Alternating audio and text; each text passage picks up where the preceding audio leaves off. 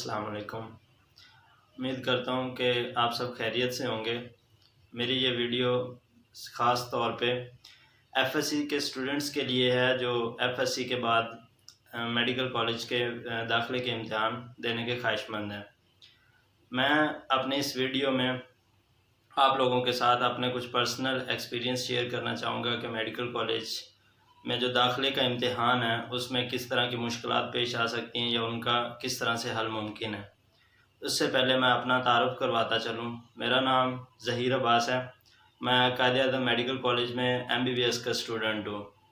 मैं अपनी इस वीडियो में आपके साथ वो मुकम्मल मालूमात जो किसी भी दाखिले के इम्तिहान किसी भी मेडिकल कॉलेज में जो दाखिले का इम्तिहान है उसकी तैयारी के लिए जो मालूमात की ज़रूरत पड़ती है इंशाल्लाह मैं अपनी इस वीडियो में आप लोगों के साथ शेयर करूँगा।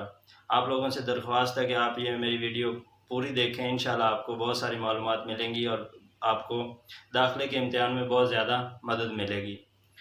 अच्छा, तो चलते हैं अपनी वीडियो की तरफ। सबसे पहले मैं आपके साथ जो बात शेयर करने जा रहा हूँ कि किस तरह आप अपनी तैयारी अच्छे तरीके से आप अपनी तैयारी मुकम्मल कर सकते हैं जब आपने मेडिकल कॉलेज में दाखिले का इम्तिहान देना है उससे पहले।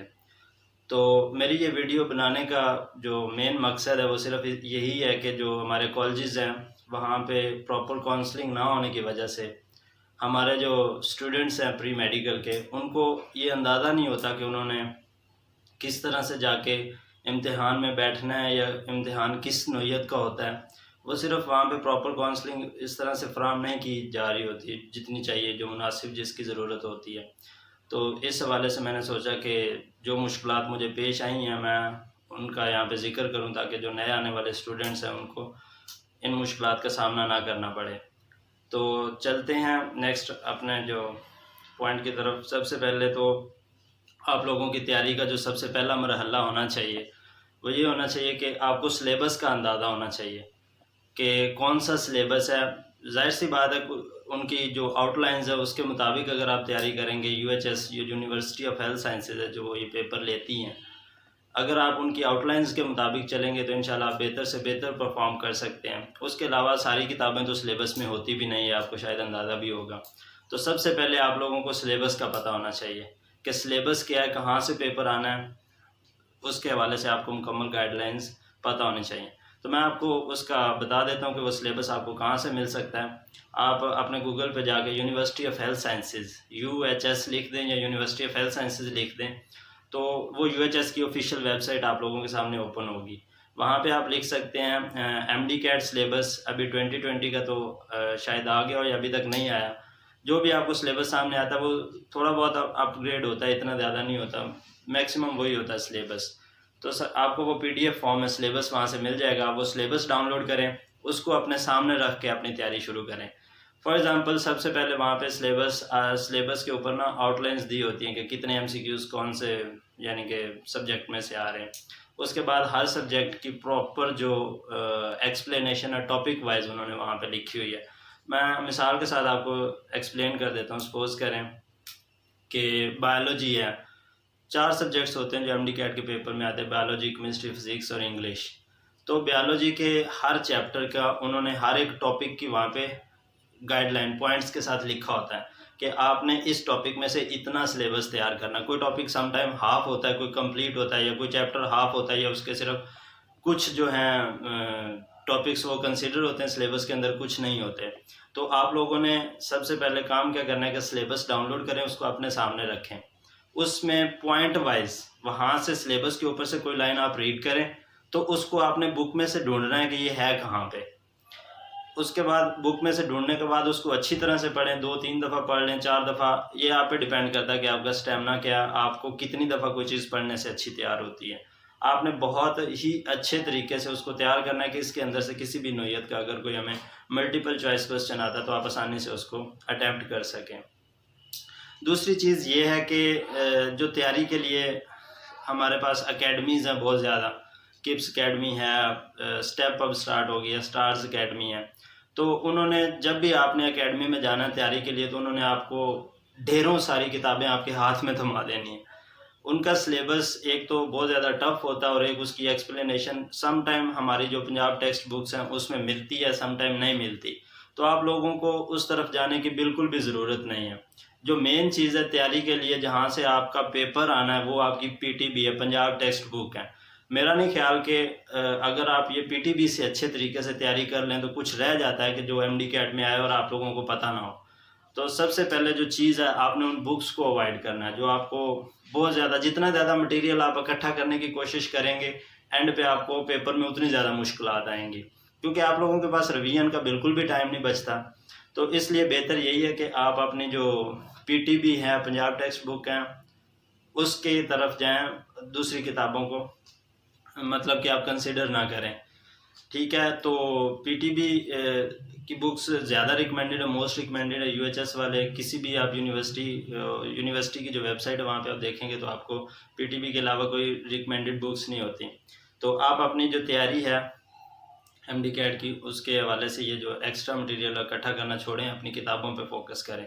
अच्छा, दूसरी चीज़ ये है कि एक बात बनी है, जब भी आप अकेडमीज़ में जाएंगे, किसी भी टीचर के सामने आप लेक्चर में बैठेंगे तो आपसे वो यही बात करेंगे कि बेटा आपके कंसेप्ट क्लियर होंगे तो फिर आप टेस्ट अच्छा परफॉर्म कर सकते हैं। जिसके कंसेप्ट क्लियर नहीं है किसी भी टॉपिक के हवाले से, तो वो पेपर नहीं दे सकता। आप लोगों ने फिर आप लोग सोचना शुरू कर देते हैं कि क्या मेरे कंसेप्ट इस काबिल हैं कि मैं पेपर दे सकता हूँ या नहीं दे सकता। तो इस हवाले से आपने बिल्कुल भी पैनिक नहीं होना। कंसेप्ट्स आपके तब क्लियर होंगे जब आप टॉपिक को अच्छे तरीके से तैयार करेंगे। अच्छे तरीके से तैयार करने का मतलब ये है कि आप उसको 3 से 4 दफ़ा, 5 दफ़ा, जितनी दफ़ा भी है, आप उसको अच्छे तरीके से रीड करें। रीड करने के बाद उसकी ना एमसीक्यूज़ अंदर से ढूंढने की कोशिश करें कि किस तरह का एमसीक्यूज़ बन सकता है। सम टाइम आपकी बुक की लाइन ही लिखी होती है लेकिन आप उसको अंडरस्टैंड नहीं कर पा रहे होते। इस बात का मतलब ये है कि वो बुक की लाइन को थोड़ा सा चेंज करके उसमें से एमसीक्यूज़ बना देते हैं, जिसको समझना थोड़ा प्रॉब्लम होता है। तो अगर आप ये समझते हैं कि सिर्फ कंसेप्ट क्लियर होंगे जिन स्टूडेंट्स के, वो पेपर दे सकते हैं, तो ये बात बिल्कुल गलत है। क्योंकि आपका जो एमडी कैट का पेपर है उसमें आपकी बुक्स की लाइन आती हैं। उसमें अगर आपका कंसेप्ट क्लियर है, आपको बुक की लाइन तैयार नहीं है, तो आप बिल्कुल भी उस एमसीक्यूज़ को अटैम्प्ट नहीं कर सकते। बायो के ज़्यादा वेटेज है, बायो के एमसीक्यूज़ 80 एमसीक्यूज़ आते हैं एमडी कैट के पेपर के अंदर। तो बायो की जो पेपर है उसमें तकरीबन जो 90% पेपर है वो आपकी बुक की लाइंस लिखी होती हैं। तो वहाँ पे आपको जो कंसेप्ट्स हैं वो बिल्कुल भी काम नहीं आने। मैं ये बिल्कुल नहीं कह रहा कि आप उसके हवाले से कंसेप्ट्स क्लियर ना करें, लेकिन मैं आपसे ये कहना चाह रहा हूँ कि जब आप अपनी किताब पढ़ेंगे, जब आपको लाइंस याद होंगी, तो आपके कंसेप्ट्स भी क्लियर होंगे। आपको किसी भी कंसेप्ट में फिर प्रॉब्लम हो तो फिर आप बात करें उसमें। लेकिन अगर आपके कंसेप्ट क्लियर हैं, आपको टॉपिक की अंडरस्टैंडिंग है, लेकिन आपको जो बुक की लाइंस हैं वो तैयार नहीं है, तो आप पेपर नहीं दे सकते। दूसरी बात जो सबसे ज़्यादा मुश्किल चीज़ लगती है, एमडी कैट के पेपर में, ज़्यादातर स्टूडेंट्स जिसमें फ़ेल होते हैं, हर साल फेलियर की जो मेन वजह होती है वो फ़िज़िक्स का पेपर है। तो फिज़िक्स के पेपर की तैयारी की मैं आपको कुछ टिप्स दे देता हूँ, इंशाल्लाह आपके काम आएंगी। ये है कि फ़िज़िक्स का जो आप लोगों का पेपर है वो सिर्फ़ और सिर्फ आपकी प्रैक्टिस मांगता है। अगर आप अकेडमीज़ में जाते हैं, अकेडमीज़ की तैयारी करवाने का ये रूटीन है कि वो आपको कोई अनगिनत फार्मूलाज लिखवाते हैं। मैंने खुद लिखे, मैंने ये पेपर क्लियर किया, मैं भी अकेडमीज़ गया हूँ, मैंने वो फार्मूलाज खुद लिखे हैं। वो फार्मूले आपको अंडरस्टैंड ही नहीं हो सकते, क्योंकि वो टीचर अपनी नोयत से एक ही फार्मूला को चेंज करके आपके सामने एक्सप्लेन कर रहा होता है। तो फिज़िक्स के जो एक्सेसिव मटेरियल है, बिल्कुल आपने उसको गैदर नहीं करना। जो मेन चीज़ है फिज़िक्स के हवाले से वो ये है कि जो आप सिलेबस डाउनलोड करेंगे यूएचएस का, उसके ऊपर कुछ फार्मूलाज उन्होंने खुद मेंशन किए होते हैं। तो वो फार्मूले आपकी पीटीबी जो पंजाब टेक्स्ट बुक की है, पीटीबी की बुक है, उसके ऊपर ही वो फार्मूले मेंशन होते हैं। तो आप वही फार्मूले तैयार करें जो वहाँ पे सिलेबस में या आपकी बुक के ऊपर है। जो एक्स्ट्रा है वो आपको तैयार करने की ज़रूरत नहीं है। उसी फार्मूले को थोड़ा सा चेंज करके यूएचएस का पेपर आ जाता है, तो आपने वही फार्मूले यूज़ करने हैं। उसके अलावा ये एक्सेसिव मटेरियल यूज़ नहीं करना। उसके अलावा आपने पेपर की तैयारी करते हुए ये बिल्कुल भी नहीं सोचना कि पिछले साल मेरिट कितना था, या इस दफ़ा मेरिट कहाँ पे रुकेगा, या आपका दाखिला हो पाएगा नहीं हो पाएगा। ये आप सोचेंगे तो वो एक अलग पैनिक होता है बंदे को। उस टेंशन में जब 50-50 हो के आप तैयारी करेंगे तो वो बात गलत है। आप सिर्फ ये सोचें कि हर साल मेरिट बनाने वाले लोग आप ही हैं। आपने मेरिट डिसाइड करना है कि कितना होगा।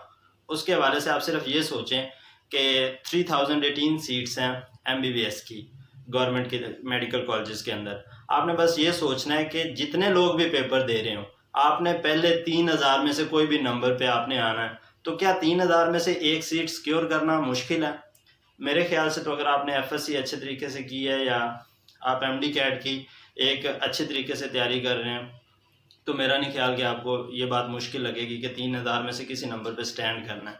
उसके अलावा सबसे ज़रूरी चीज़ जो है, एमडी कैट की तैयारी के दौरान आपने पॉजिटिव रहना, अच्छे अखलाक का मुजाहरा करना, 5 वक्त की नमाज़ पढ़ें, और ये जो आप लोगों के पास टाइम है इसको मैक्सिमम यूटिलाइज़ करें। ये आपके पास बहुत ज़्यादा प्रीशियस टाइम है। इसके बाद एक दफ़ा आपका एमडी कैट का पेपर क्लियर हो जाता है, उसके बाद आपके पास बहुत ज़्यादा टाइम होगा। आप जितना चाहें आप फ़ोन यूज़ कर सकते हैं, व्हाट्सएप, फेसबुक, कुछ भी यूज़ करना चाहें तो आप कर सकते हैं। लेकिन ये जो टाइम है ये वेस्ट करने के लिए बिल्कुल नहीं है। इसमें आपने मैक्सिमम अपनी तैयारी करनी है। उसके बाद ये आप लोगों से गुजारिश है कि ये चैनल सब्सक्राइब करें। इंशाल्लाह इस चैनल पे आपको बहुत ही अहम मालूमात मिलेंगी जब तक कि आपका पेपर नहीं होता इंशाल्लाह। उसके अलावा मैं डिस्क्रिप्शन में अपना कॉन्टैक्ट भी दे दूँगा। अगर आपको किसी किस्म का कोई प्रॉब्लम हो एम कैट की तैयारी के हवाले से तो आप हमसे कॉन्टैक्ट कर सकते हैं। बहुत शुक्रिया।